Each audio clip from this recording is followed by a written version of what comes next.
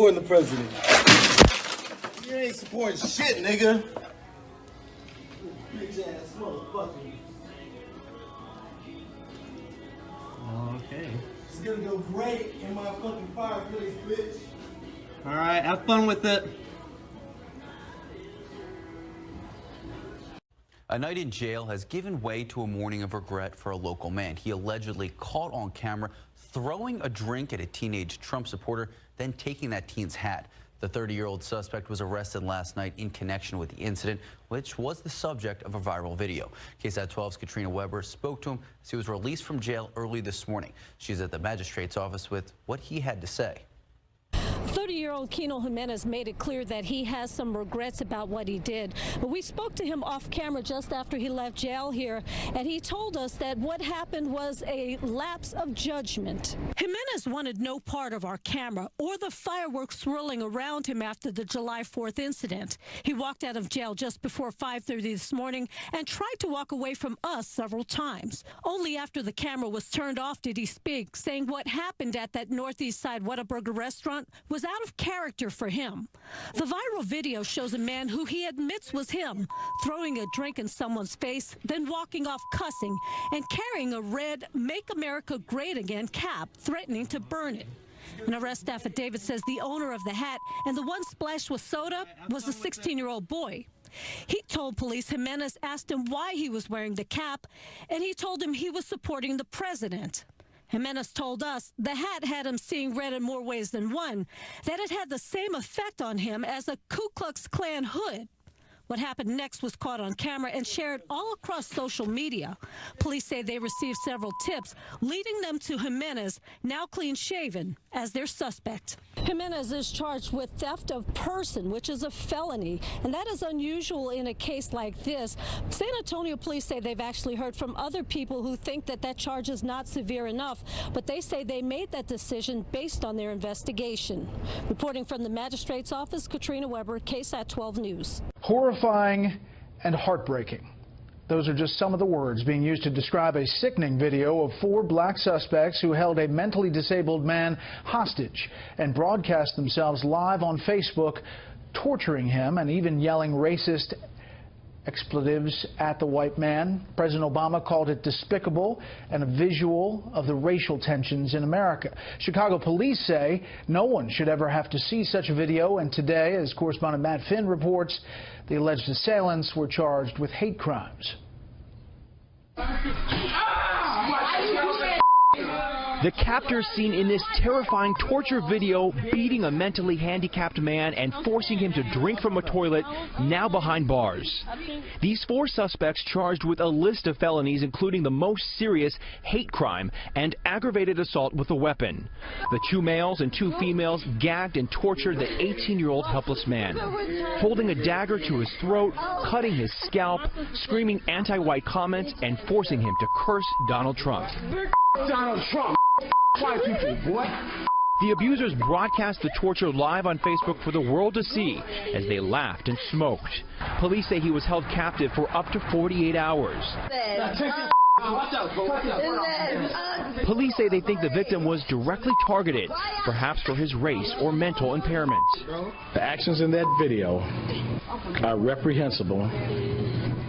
That, along with racism, have absolutely no place in the city of Chicago. White House Press Secretary Josh Ernst calling the video a depravity. I haven't spoken to the president about it, but I'm confident that he would be angered by the images that are depicted on that video. The video sparking uproar online. People furious over what they consider a gruesome, politically charged attack. Also calling out police for resisting to call it a hate crime. One detective likening it to kids horsing around. All this comes just days after Donald Trump made headlines for tweeting that Chicago's mayor needs help in fighting the city's record crime. I can't connect that with what these folks did. Chicago's mayor weighing in. Anybody seeing it is both, it's sickening and sickened by it. There's more to our city than that. The FBI and the Department of Justice is aware of and assessing this video. All 4 suspects set to appear in court tomorrow. Brett? Matt Finn live in Chicago. Matt, thank you. look at ICE. What a group of incompetents. At this point, they're focused more on toddlers than terrorists. They want to, instead of deporting felons, they want to deport families that are being persecuted by criminal gangs. It's time to put an end to this cruel and incompetent policy. So a bunch of other cars that are apparently like ICE cars that and just so many ICE agents like coming in and entering our neighbor's house.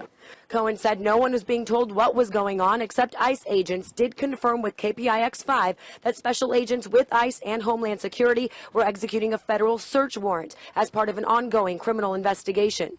It's been really tough because we don't know what's going on in there, and we know that there's a lot of injustices that are happening, and we care for our neighbors and we care for immigration rights, and yeah, no person is illegal. With the issue of immigration heating up across the nation, emotions are running high in this neighborhood. The Rapid Response Network also arrived. They say they're trying to reach out to the family in this home to provide them information on their rights.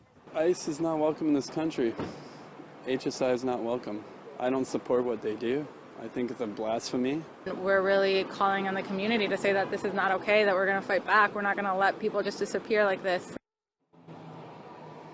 Again, Oakland Police Department confirming this had to do with a federal criminal search warrant that had to do with human sex trafficking of juveniles. That's really the information that we just received moments ago. Oakland Police's involvement in all of this was traffic control as requested by Homeland Security. Live in West Oakland, Neda Iranpour, KPIX5.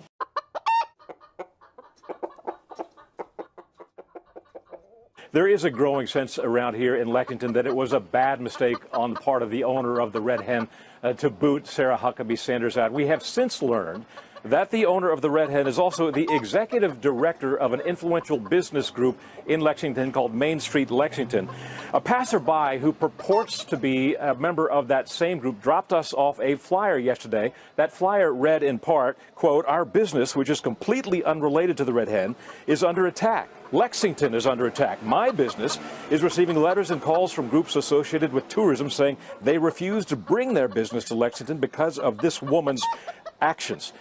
This incident, it goes without saying, is truly resonating across the country. Representative Maxine Waters was excoriated for her remarks over the weekend in which she implored her supporters to hound and harass Trump administration officials at any time, any place. And the criticism of Waters is coming not just from Republicans. A spokesman for Virginia Senator Tim Kaine told the Richmond Times-Dispatch, and I quote, "Senator Kaine believes civility and respect from everyone are important to a functioning democracy and adheres to the biblical wisdom not to repay evil with evil or insult with insult." And Senate Minority Leader Chuck Schumer also sent a clear message to Waters to basically cease and desist. No one should call for the harassment of political opponents. That's not right. That's not American. Shortly after that, Waters called a hastily convened press conference in which he tried to defend her remarks. Trump is the one who's creating lies, trying to have people believe that I talked about harming people. There's nowhere in my statement, anytime, any place, that we talked about harm. The Red Hen is scheduled to open tonight at 5:30. We will see what the day brings. Meanwhile, many in the small Northern Virginia community fear their business may now suffer. Correspondent Doug McKelway is in Lexington again tonight. Stonewall Jackson and Robert E. Lee are both buried in Lexington, Virginia. Reminders that some civil wars are not as soft as the one Lexington is experiencing today. Numerous shop owners refuse to talk to us about the Red Hen controversy, wary that if you take a side, you risk alienating half your customers. It's very painful for me what's happening in this country. The meanness, and I'm sorry, I'm liberal, but I'm not happy with those that are mouthing off on either side. I hope you're not only just talking to the people that supported this woman. What she did is really embarrassment to all of us. The Red Hen's owner, Stephanie Wilkinson, was also until today the executive chair of an influential business group here, Main Street Lexington. She resigned from that post this afternoon, according to published reports. After Sarah and her husband left and the family relocated to a restaurant across the street, the owner of the Red Hen then organized an effort to go and scream at them from the sidewalk at the other restaurant.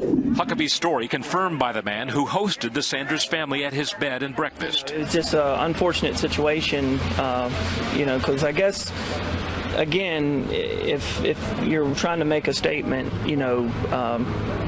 make the statement. Don't keep screaming it, and follow people or what have you. I am officially running for President of the United States. Could he actually win? No freaking way! Which Republican candidate has the best chance of winning the general election? Donald Trump.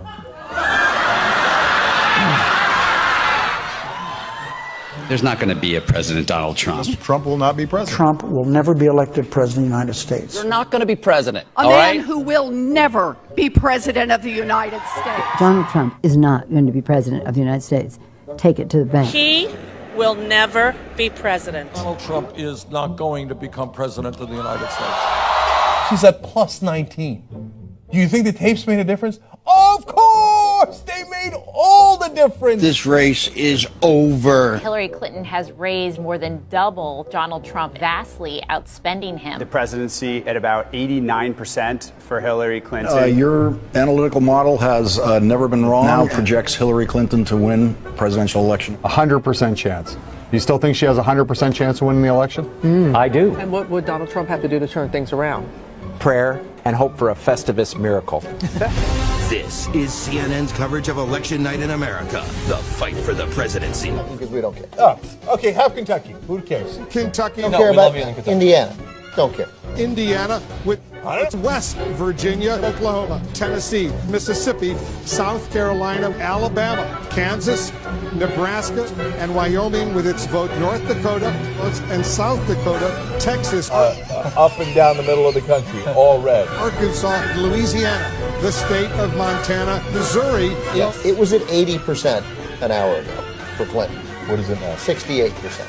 Okay, God damn it, I'm nervous. Ohio. Hold. Ohio, gone. Idaho. Okay, yeah, I don't see a fucking landslide here. I don't see it at all. North Carolina. God damn it, if we need Florida, are you shitting me? Florida. It is fucking panic time. Georgia. Donald Trump now the favorite to win the presidency. Iowa. New York Times now has it at 95% chance. Utah. Can still win, but in order to do so, she has to win Wisconsin. God damn, fuck Arizona. Alaska. Pennsylvania. Michigan. What a night! How did this